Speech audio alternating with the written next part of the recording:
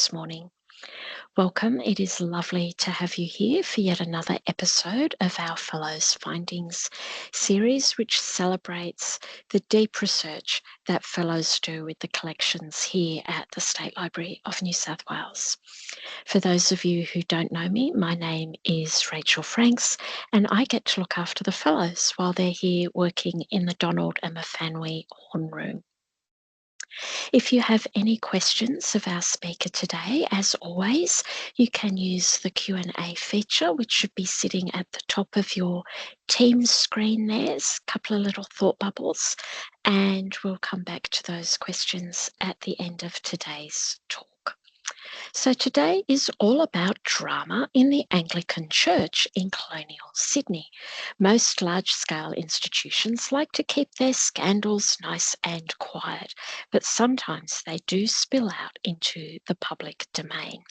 So here to talk about what I think was possibly the greatest mid-19th century scandal of the church here in Sydney is Dr. Matthew Grubits. He is a scholar of all sorts of interesting things, including Christianity of the 19th century, and he was our Australian Religious History Fellow in 2024.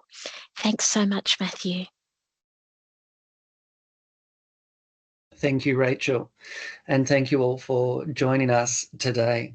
As Rachel mentioned, I had the great privilege of being the Australian Religious History Fellow for 2024, and I see this opportunity this morning as a time for me to report in, as it were, and let you know what I did in that capacity, to share with you not only what I researched, but how I went about it, and thus to share something about how history is made.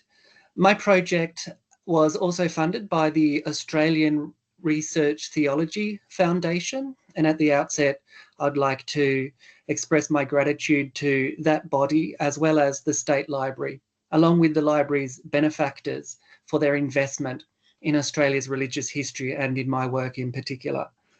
This investment has really been essential, and without it, this particular project just wouldn't have gotten off the ground, in large part because I'm based in Tasmania, which is where I'm speaking to you from this morning, while the vast majority of my sources are on the mainland.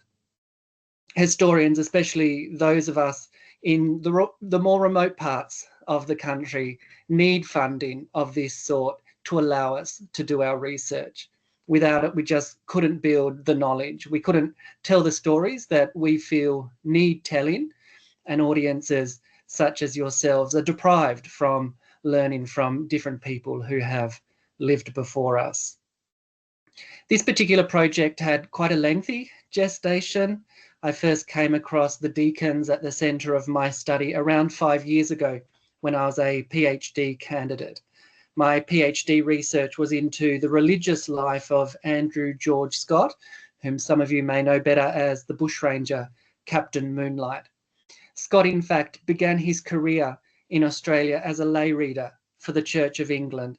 So I was exploring if he had a genuine faith, and if he did, what became of that faith in light of the fact that he ended up hanging for murder. As part of my investigation, it was necessary to consider what kind of faith Scott might have had. And a good clue to that was the fact that Scott had been born in Ireland and raised in the Church of Ireland, which is the Anglican Church in Ireland. As you might assume, in the 19th century, Ireland was predominantly Roman Catholic, with Protestants forming a small minority. And being a minority, Irish Anglicans were firmly attached to their Protestant identity, and they were generally anti-Catholic. So I went looking for other Irish Anglicans in Australia around Scott's time to see if there are any particular trends or characteristics amongst them which might inform my understanding of Scott. And it was during this phase of my research that I came across the two Irish deacons, Francis Cusack Russell and Peter Teulon Beamish. They were actually from an earlier period than Scott. Scott arrived in Australia in the late 1860s, Russell and Beamish 20 years prior in the late 1840s, which is why I've got the date of 1847 there on the first slide. Russell and Beamish were mentioned just briefly in a few books on Australia's religious history, and always in reference to their dispute with Australia's first Anglican bishop, William Grant Broughton. What struck me, dealing as I was at that time with a criminal, was the overwhelmingly negative portrayal of these two other Irishmen. One writer, for instance, claimed that, quote, neither had much ability and both had great capacity for seeing imaginary slights. Beamish was described as, quote, impetuous and rather foolish.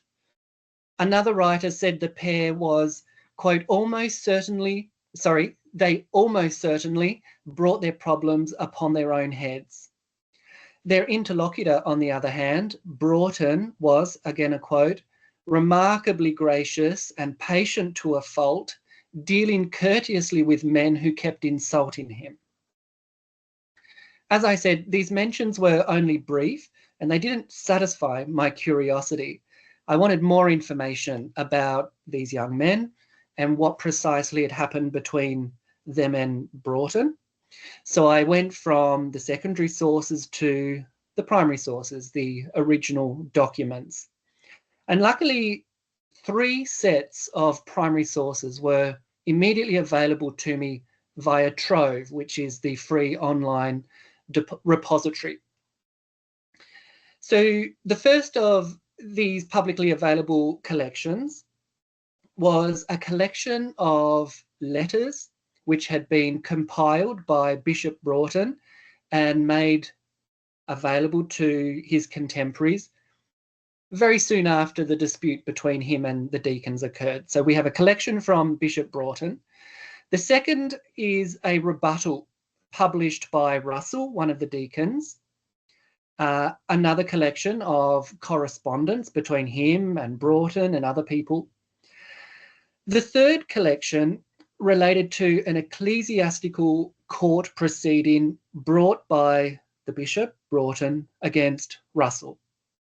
So we have 3 publicly available collections of letters, publicly available to people back in the 1840s, publicly available to us via Trove.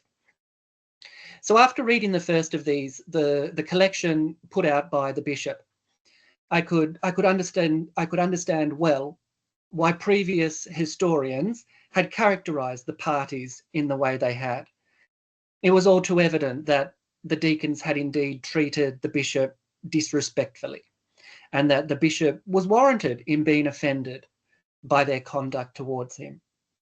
But then I read Russell's collection of letters, and rather a different picture emerged. Suddenly the tables were turned, and it appeared that he and Beamish actually had some legitimate complaints against Bishop Broughton, and that they hadn't been treated with entire fairness.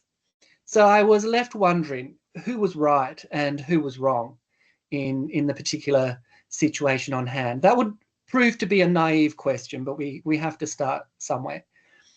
And I still didn't have a clear picture of what had gone down between the parties involved.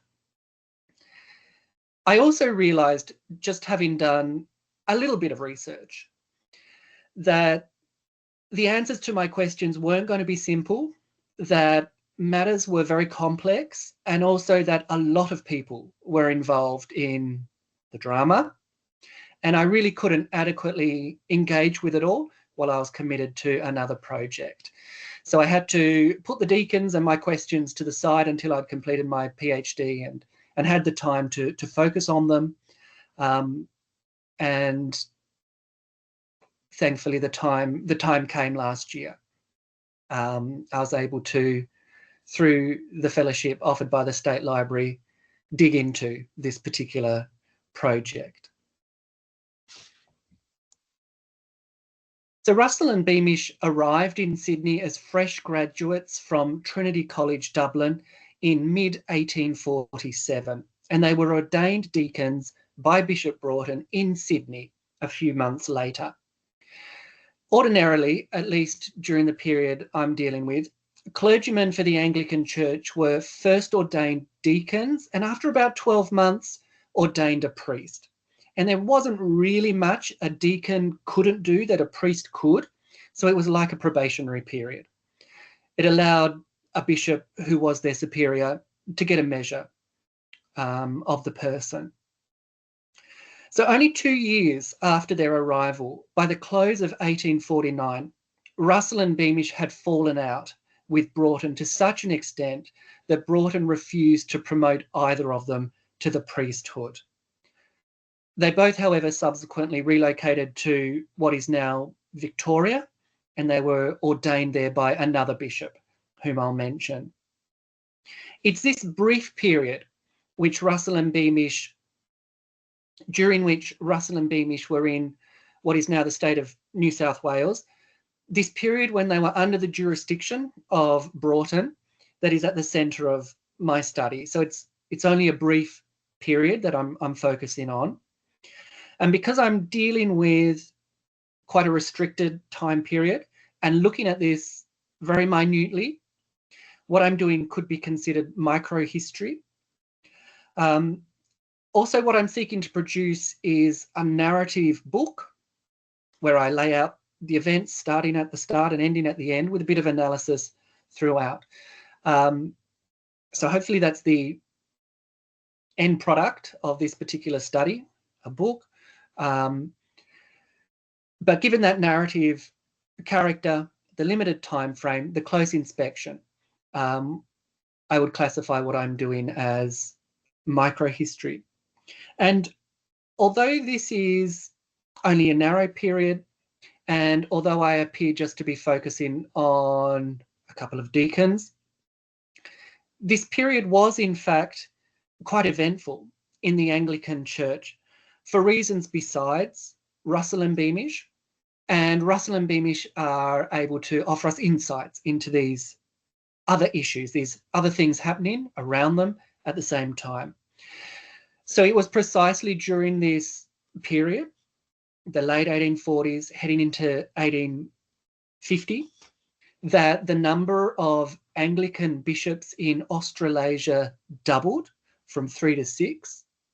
It was also during this precise period that the Anglican community was confronted with the consequences of what is known as Tractarianism, and I'm going to return to that later too. It's a time when people were thinking about the nature of the church, the structure and the governance of it, the character it should have, and what its future should be in Australia. So it was actually quite a dynamic time. And as I just said, a focus on Russell and Beamish, in fact, provides insights into what we can consider as matters of historical context. So I came to the State Library early last year seeking, above all, letters that hadn't been included in those 3 collections, which I have already mentioned and which I had already read. The things that had been left out, things that hadn't been publicly revealed at the time in question. I was particularly interested in locating documents which would offer me insight into the inner lives of my subjects, access to their thoughts, yes, their beliefs, but also their emotions. That was really my key interest, what I wanted to glean from what I could find. I started with the collections other historians had accessed before me. The bulk of these were collections of personal papers of clergymen, and most of these collections were composed of correspondence. There are, for instance, 3 collections in the State Library of Broughton's papers. An example of a letter from one of those, an example of one of Broughton's letters is on the screen now. It's actually not from one of the collections of Broughton's papers, but it's by Broughton. Thankfully, Broughton's handwriting was also fairly legible. I've had to read a lot of Broughton's papers, and you become very grateful for legible handwriting when dealing well, probably with any period, but for me, dealing with this period in particular. After sifting through all these collections which were already on my radar, I had to widen my net and expand my search to try and find information that hadn't been included by other historians in their existing works. And this second phase of my research involved seeking out voices that were less prominent, the voices of less prominent players in the drama. Also searching outside my particularly narrow time period, looking at documents from earlier in the 1840s, 1850s and later. This was a much slower and less productive phase of the research.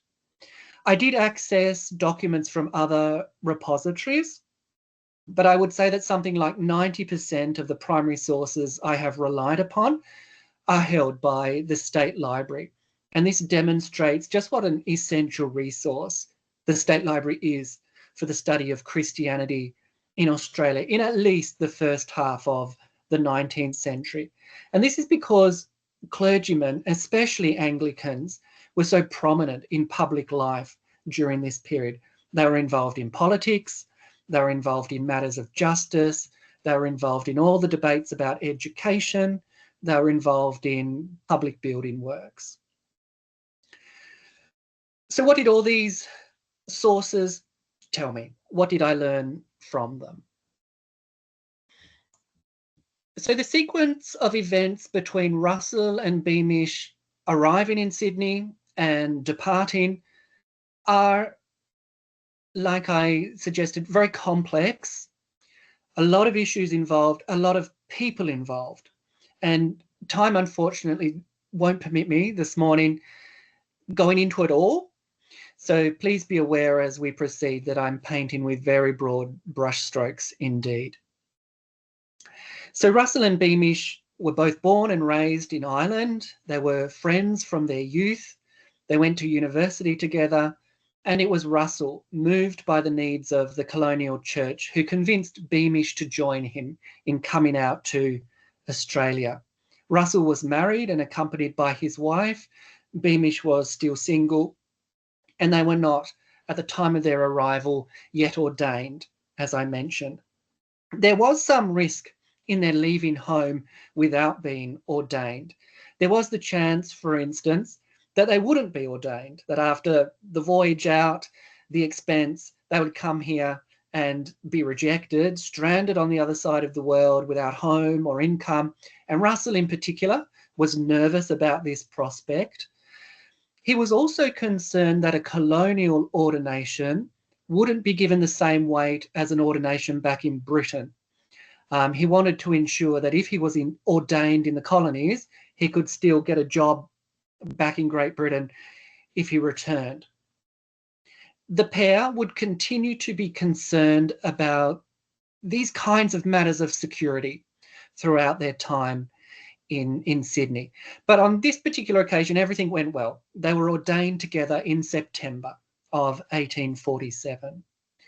Russell was subsequently posted to St. Mark's at Alexandria, which is now Darling Point, though the present church, the present St. Mark's there, was not yet constructed. The foundation stone for that was in fact laid during Russell's time. Beamish was sent to Singleton. Within the next few months, the Anglican community in Sydney was shaken by two scandals. The first involved a clergyman by the name of Duffus. So Duffus had an affair with the governess of his two daughters. This resulted in a child, which Duffus baptised in secret and had adopted out. More than this, Duffus then arranged the marriage of the governess to a certain man who, on the wedding night, discovered the subterfuge. Russell and Beamish, you may imagine, were quite horrified by this, and they were left wondering what kind of a place had they come to. And furthermore, what kind of a bishop had allowed such a thing to happen on his watch? And therefore, what kind of a bishop had ordained them and now governed over them? Before the second scandal, in January of 1848, the new bishops arrived in Australia. And the two we need to remember are William Tyrrell, the Bishop of Newcastle, and Charles Perry, the Bishop of Melbourne. Tyrrell is significant, first of all, because Singleton, where Beamish was posted, now fell under his jurisdiction. Broughton, however, wanted to keep a hold of Beamish. He, in fact, had a plan, once Tyrrell had arrived, to reclaim Beamish and send him to the Illawarra. Tyrrell, however, found upon his arrival that he didn't nearly have the manpower that he needed, and he wanted to keep Beamish. This is one of those instances where the circumstances are quite complex, a little too complex to adequately explain simply. But I would note that some of the earliest communication between Broughton and Tyrrell during this time of them establishing their working relationship revolved around one of our deacons. And suffice to say, in this tug of war as to who would get Beamish, Broughton won out. And we have Beamish returning from Singleton to Sydney. And now we come to the second and the larger of the two scandals, the departure or the secession of two Anglican clergymen, the Reverends Sconce and Mackinson, to the Roman Catholic Church. Sconce is of particular importance. He was quite young, around 29, 30 at the time, and he'd actually participated in Russell and Beamish's ordination. Sconce was also a favourite of Broughton's, and he had the privilege of being incumbent at St Andrews. At this time, St James's, appearing then much as it appears now on King Street at the end of Hyde Park, was where Broughton had his seat. But the current St Andrew's Cathedral near the Town Hall was under construction, and it was destined to be the most important church in Sydney. And if the most important church in Sydney, then in the colony. And this was going to be Sconce's new church, this young clergyman so favoured by the bishop. Sconce also taught at the newly established St James's College, which was intended to train local men for the church and other professions. So he had a very prominent and favoured position within the Anglican Church.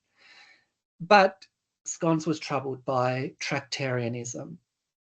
So put very simply, Tractarianism was a movement within the Anglican community which sought to reinvigorate the church through rehabilitating aspects of its pre-Reformation heritage.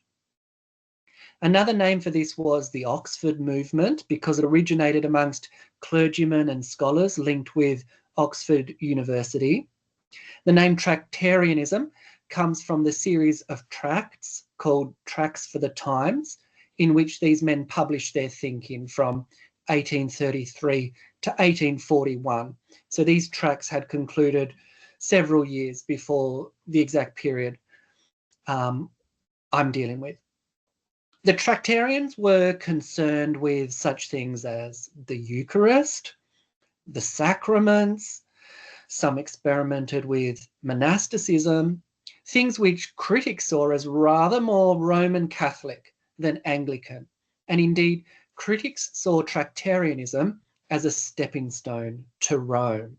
Follow the teachings of the Tractarians, you'll end up abandoning the Anglican Church for the Roman Catholic Church.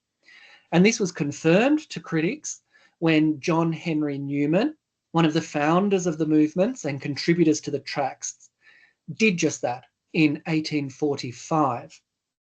Sconce and Mackinson were seen to be following in Newman's footsteps when they also seceded in 1848. Broughton and those closest to sconce had known of Sconce's struggles and doubts before things reached the drastic point that they did. But Broughton, for one, had been hoping that it would all blow over and it would all come to nothing. And he wrote, quote, "To the very last, I would not give up my confidence in him. The blow, therefore, came more heavily upon me, and I will not affect to deny has made a greater breach in my happiness than any occurrence during many years has done." As you may suppose, it was a moment of intense alarm. This kind of introspective and emotional language was very rare for Broughton and indicative of just how deeply distressing this moment was for all involved. It was a kind of trauma for the Anglican community. The next occasion where we get language like this from Broughton was after the death of his wife. For Russell and Beamish, the secession of Sconce and Mackinson was even more shocking than the Duffus affair. For one, Duffus's offence had been one of the flesh, whereas Sconce's related to matters of truth and to God and the mission of the church. But more than this, if Sconce had been led astray by Tractarianism, then Tractarianism must not only have been present in Sydney, but thriving. Now, Russell and Beamish were strongly opposed to Tractarianism. They were, like other Irish Anglicans, firmly attached to their Protestant identity, and they were also evangelical, which, if you like, is the opposite of Tractarianism. To them, Tractarianism was a corrupting force in the Anglican community, and they wondered how could Broughton have let it spread throughout his diocese, his area of jurisdiction, to such an extent that it led clergymen and the incumbent at St Andrews to leave the church, and by leave the church in disrepute. The obvious answer to the deacons was that Broughton himself must have been sympathetic to Tractarianism. And upon suspecting this, their respect for Broughton was gone, never to return. Now, historians have actually wrestled with this question of to what extent was Broughton in fact Tractarianism. I think it's fair to take Broughton's own words on the matter. He liked some of the early Tractarian ideas, especially their desire to reinvigorate the church, especially two teachings that the Tractarians presented on the authority of the clergy. But he only went so far and no further, and he certainly had no sympathy to the likes of Newman, who ended up abandoning the Anglican Church. What everyone could agree on at the time was that Broughton had been slow to act in the case of Sconce, and things mightn't have ended up the way they did if he had been a bit more proactive. In the wake of these secessions, Beamish found himself in a really remarkable position. Broughton, as I mentioned, wanted to send him to the Illawarra, but those preparations weren't quite complete. And so he had Beamish, work alongside himself at St Andrews. Broughton didn't know who to replace Sconce with, so he stepped into the void himself, at least theoretically.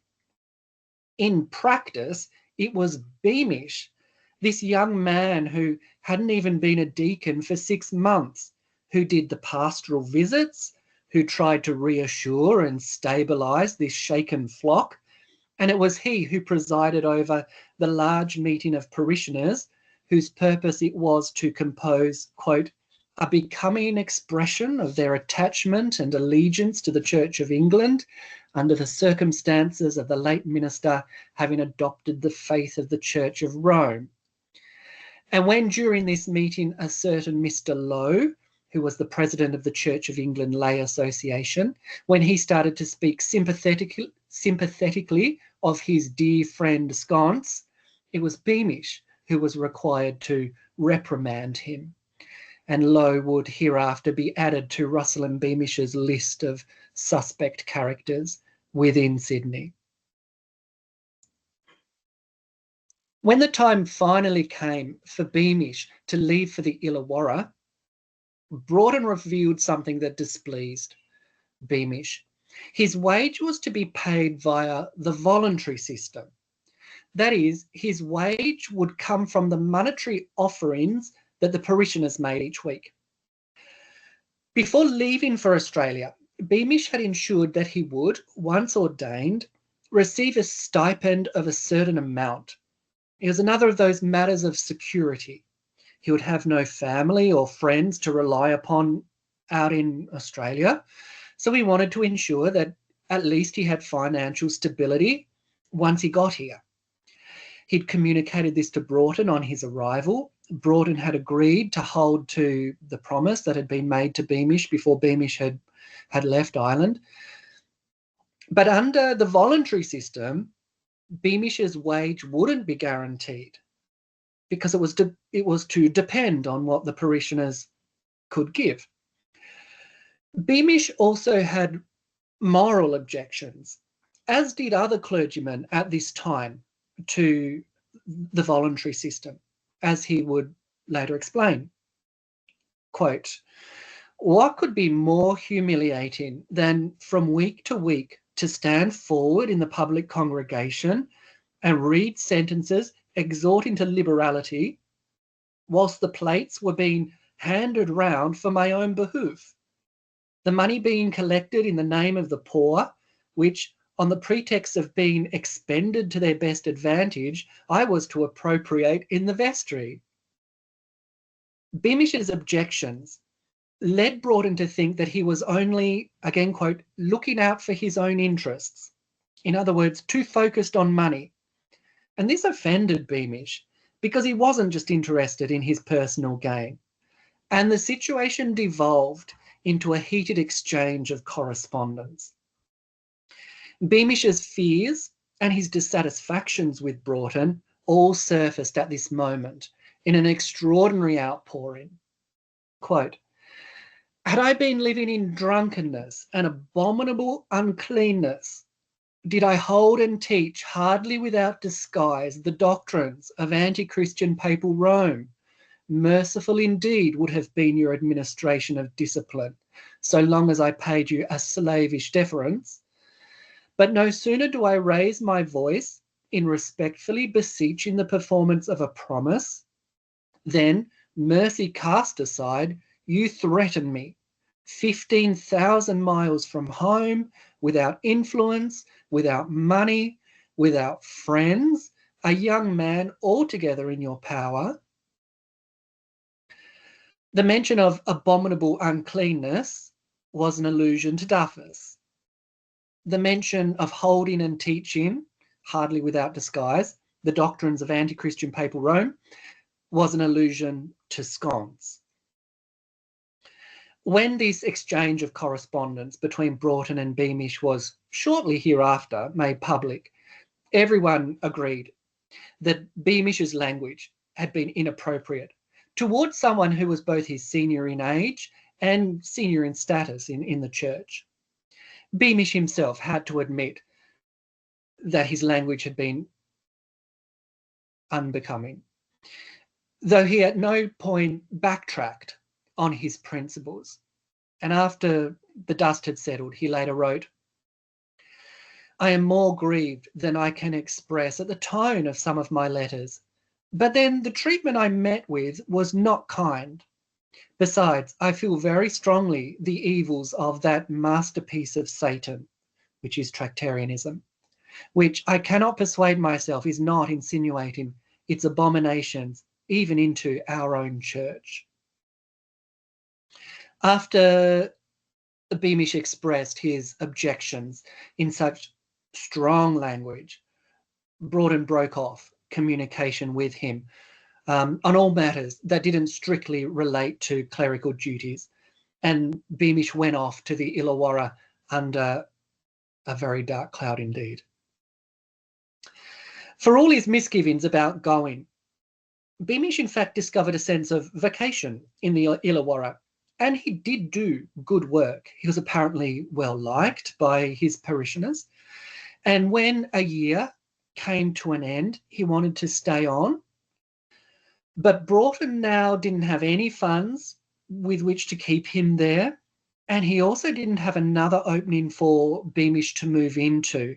And this is another one of those complicated moments where rather a lot was happening, and I can't explain it fully, briefly. But to make a long story short, we arrive at a situation in early 1849 where Beamish returns to Sydney without income, without a job, and still out of favour with the bishop. So basically, all of the fears he had about his own security are at this point realised. He moved in with Russell, who is still at Alexandria, Darling Point, and the story now pivots away from Beamish to Russell. So at this point in our story, Russell is set to be ordained to the priesthood on June 3, 1849, and this is Trinity Sunday. He should be joined by Beamish, but because of what Broughton regarded as continued disrespect, Beamish's ordination has been deferred. The Sunday before Trinity Sunday is Whit Sunday, and this particular Whit Sunday in 1849 was the 300th anniversary of the Anglican Book of Common Prayer. And to commemorate this anniversary, the Bishop of Gibraltar recommended that a special collection be made throughout all the Anglican churches of the world to fund more colonial bishops. And this went ahead in Sydney as it did everywhere else. On the Tuesday following Whit Sunday, the day of this collection, Russell boards an omnibus heading from Alexandria into the city, and he finds in the omnibus 3 of his parishioners.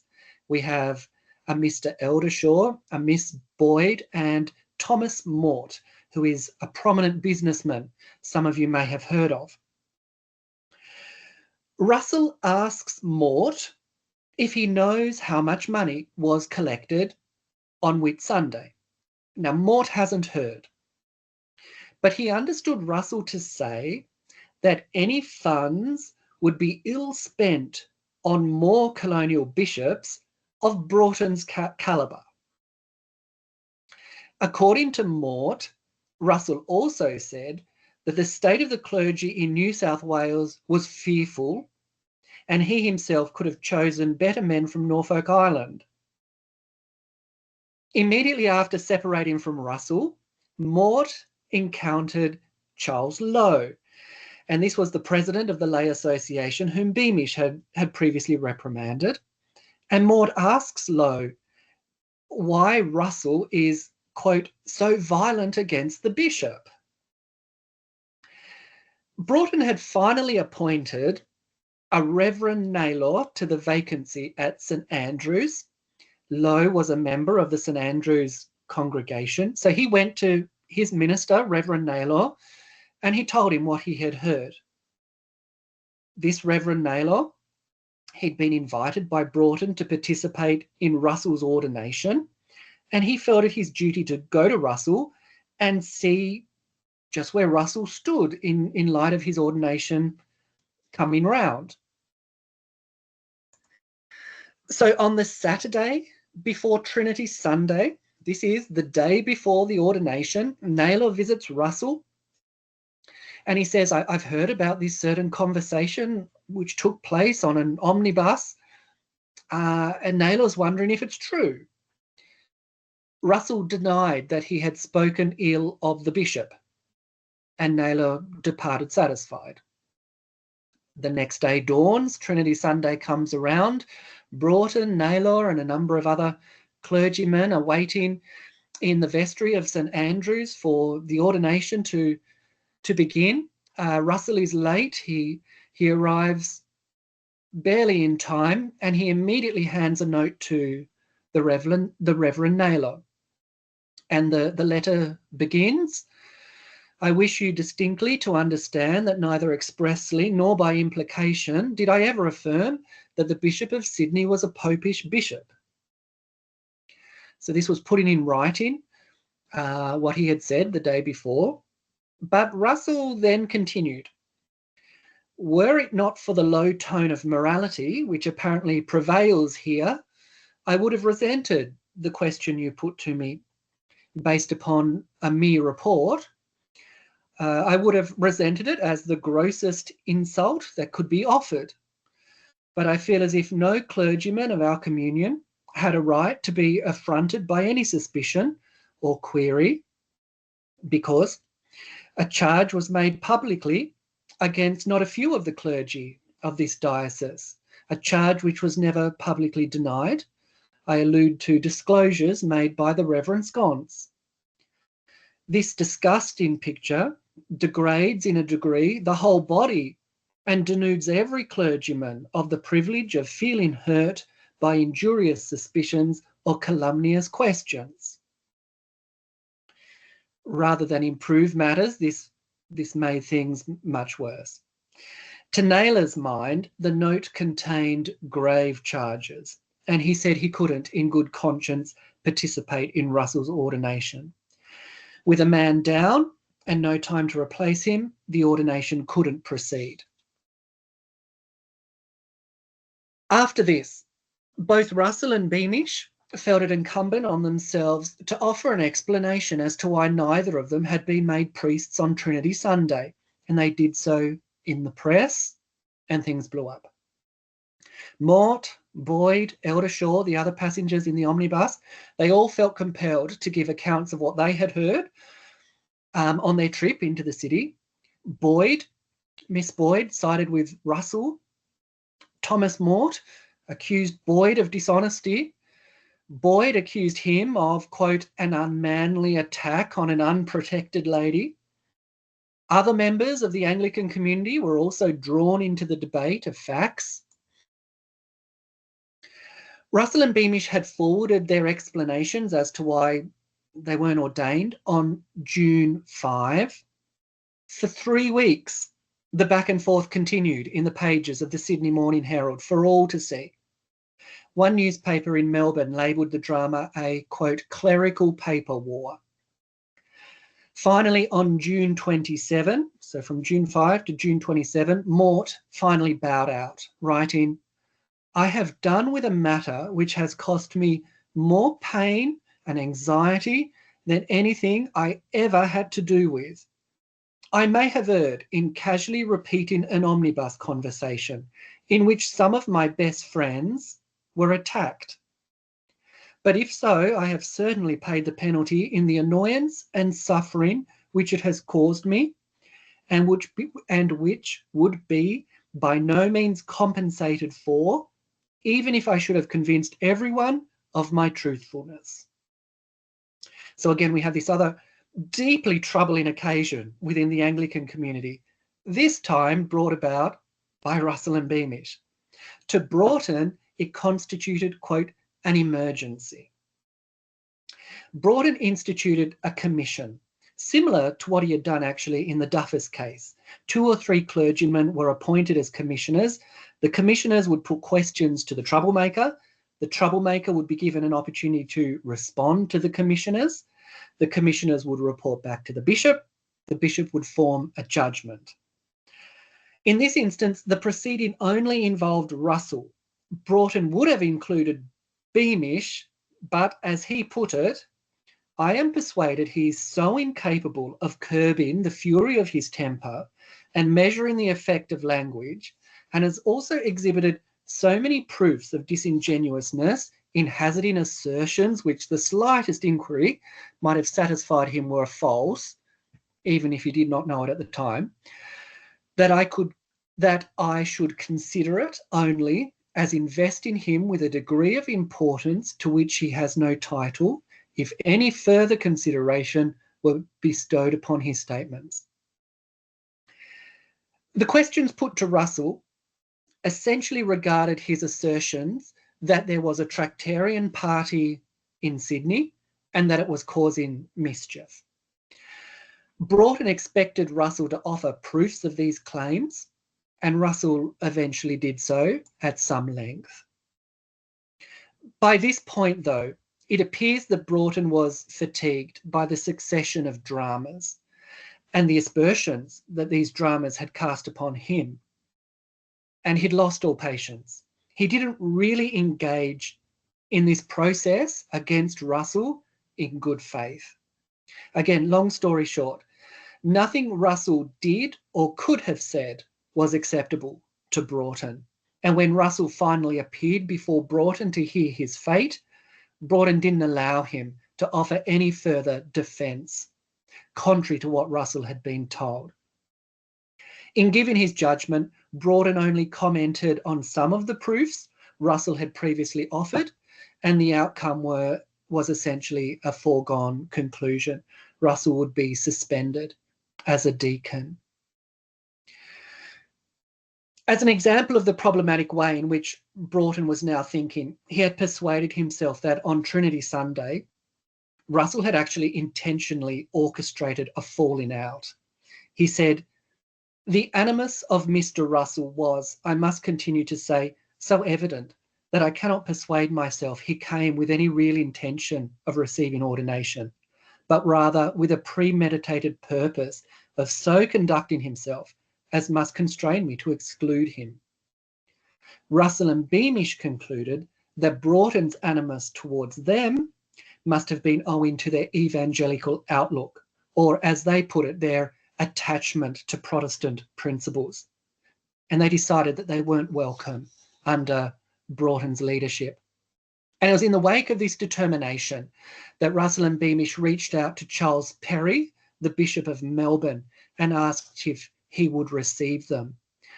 Perry was known as an evangelical like them, and as the deacons anticipated, he was sympathetic to their cause. He agreed to accept them, providing Broughton gave his assent. At their first face-to-face meeting, Perry and Broughton discussed the matter. So again, these bishops in their early stage of building their working relationship were discussing our men. Perry understood Broughton to say that he agreed for Perry to take on Russell and Beamish, but in later correspondence, Broughton backtracked, which is something Broughton occasionally did, but it was too late. Perry had already promised Beamish to the Warrnambool and Russell to the Wannon. Our time's quickly coming to an end. Let me conclude by saying Russell and Beamish were subsequently ordained priests in Victoria, and they went on to have very long and distinguished careers. They were both made doctors of divinity. Beamish became an archdeacon. He stood in for the Bishop of Ballarat in his absences, and they remained very close friends until Russell's death, which was in 1876, but Beamish lived on for many more years until 1913, the year before the outbreak of World War I, by which point he was the eldest Anglican clergyman in Australia. And his writers who have focused on the Victorian careers of our troublesome deacons remember them as two of Victoria's earliest and most beloved clergymen, and also as some of the most famous pioneer clergymen of Victoria, which of course raises questions of how could they flourish in one place and not the other? And one of the most obvious answers comes down to the leadership styles of Broughton and Perry and the way they operated their diocese. It allowed Russell and Beamish to flourish in what is now Victoria, but they were not welcomed in New South Wales. I wanted to say at this point a little bit more about some of my findings, particularly about how this study challenges the view of Russell and Beamish and Broughton that I encountered in those first histories. Those brief mentions, which I referred to right at the beginning, painted Russell and Beamish and Broughton in a certain light. But this particular study really causes us to reevaluate those understandings. In particular, this study really enhances our portrait of Broughton by painting a few shadows into the portrait. If time permitted, I would have liked to expand on that somewhat, but I think it best if I throw back to Rachel and take some questions which you might have. I hope you're all still awake and haven't been put to sleep by this drama of Australia's religious history. We're all still here, and may I say I have never seen on the omnibus as a heading in a PowerPoint presentation anywhere. I thought it was fabulous. So lots of people are very excited, and they're putting lots of comments in the chat about thanking you for your meticulous detail in trying to bring together what is really a very complicated story. I mean, it's easy to sort of make a quip about the high drama on public transport, but really there is a phenomenal amount going on in the tale of these two men. Now, you did mention, and this is one of the first questions that came through, you did mention Broughton's wife. I'm not sure about signing letters, WG Sydney, to his wife, but anyway, that's a conversation for another day, perhaps. But there is a long history, despite the inequality between the sexes in churches, there is a long history in the Anglican Church of women actually holding a lot of power and influence behind the scenes. And the question is, who had wives in this sort of cohort of combatants, and were they also trying to get involved and make a comment? Yeah. It's a very interesting question. So we know that Russell, of course, was married. Broughton was married, and he had a couple of daughters. Beamish was not married. I really wanted to learn a bit about Mrs. Russell because a lot of the important conversations were happening in Russell's house, and presumably Mrs. Russell was present during these times. And I was curious to know if I could find her reflections on what was happening. And also we have to remember that Russell and Beamish were in danger in their own careers, which meant that Mrs. Russell's livelihood was also endangered by whatever her husband did or didn't do. I wasn't successful in finding anything about Mrs. Russell. Broughton's wife doesn't seem to have been as deeply involved in church affairs as Bishop Perry's wife was. If this drama had taken place in Victoria, we would have more success if we were dealing with Mrs. Perry. Hannah Boyd, who was on the omnibus, a member of Russell's congregation, she was actually a writer on religious themes, but we don't have anything from her other than what she published in the papers.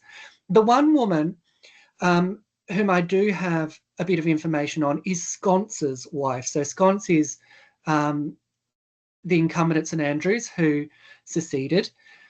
We find that Lizzie Sconce, is it Lizzie or Annie? One of the two.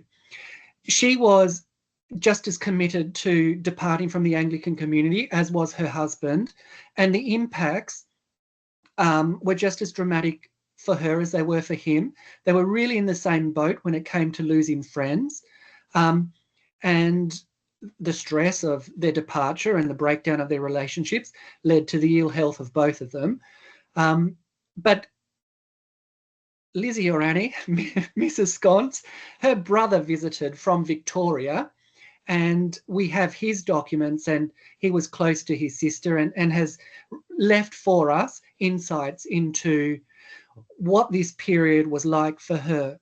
And it was very similar to her husband's experiences. So she's kind of she offers the strongest female perspective in the story. And it's a very interesting one. That leads in quite neatly to another question that's been asked, and I think there are many more questions than we have time to go through today, but I will email your questions to Matthew. So fear not. We'll try and answer as many as we can. But just that reference to sconce and the defection, did Tractarianism continue to be a big issue in Australia after this time? Or was this kind of like the peak of it, and then people maybe thought, oh, that's far too much drama, public transport, or no, that's too much, and it just kind of died away? Yeah, so my sense is that just as Newman's defection in Britain was the big one, and the one that caused the most shockwaves, sconces was the equivalent in Australia. So Britain had their Newman, Australia had sconce, and they were the big ones, the big secessions. There weren't any secessions of such magnitude, you may say, in Australia after sconce. Or perhaps we should say after sconce, other secessions didn't cause as much outrage. What we find, though, is Tractarianism morphing into what is called ritualism. And ritualism deals with the way public worship is conducted within churches, decoration within churches. And this continued to be an issue even into the 1860s.